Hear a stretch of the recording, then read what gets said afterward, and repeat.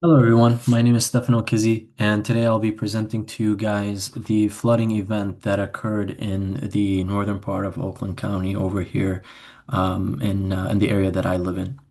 So what exactly happened? On Wednesday, July 16th of this year, 2025, in the area of northern Rochester, where northern Rochester meets Oakland Township, um, some heavy rainstorm hit us over here. I remember the day very clearly. It was probably some of the heaviest rainstorms um, that we had received the entire summer. Quite frankly, the main roads that would be more well known for this area, for those who are not from this part of Southeast Michigan or from this area in particular, would be 25 Mile and Rochester Road. But the particular crossroads where this occurred was between Orion Road and Dutton Road, which is shown here on the map. And that blue line right there is Paint Creek, where that water started flowing from. Basically, what happened was there is infrastructure in the area, vis-a-vis culverts that are there to help the flow of water when heavy rainstorms hit.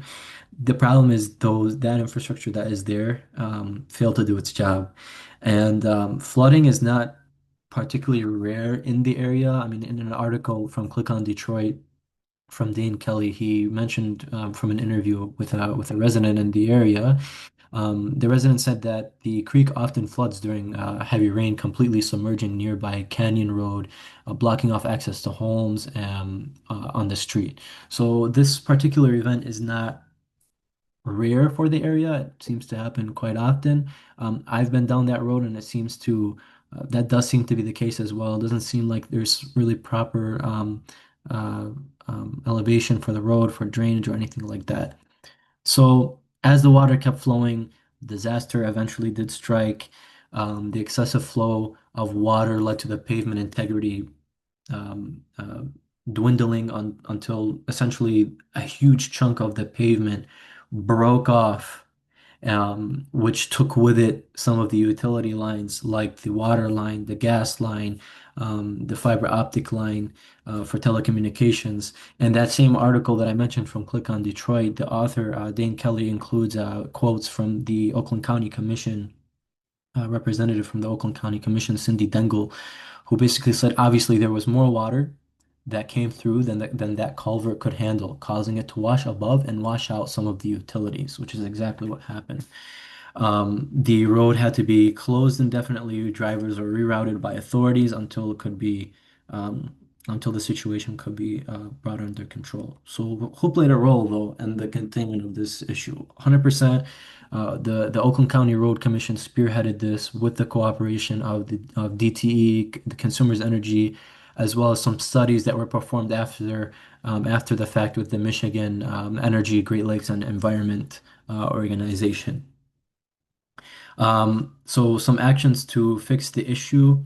There was some stormwater pumps that were placed directly into the water as soon as authorities got there to pump out as much water as possible, so that the flow of the water could be under control and work could be done on those utility lines and the pavement to fix the situation. The Oakland County Road Committee was responsible for redoing the pavement. Consumers Energy replaced the damaged gas line. I believe DTE helped uh, repair the damaged water line that was there, and then AT&T ended up coming and fixing the damaged fiber optic cables as well. So that's great that they were able to fix the issue, but this issue should not really have happened in the first place.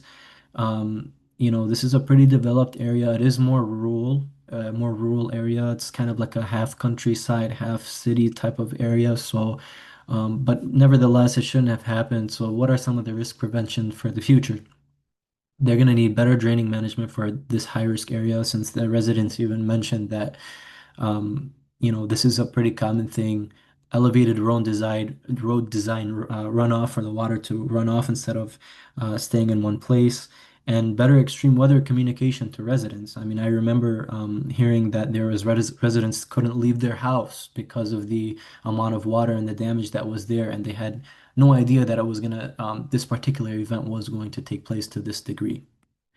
So in conclusion, some flash floods hit Oakland County, caused some partial collapse to the roads between Dutton and Orion Road.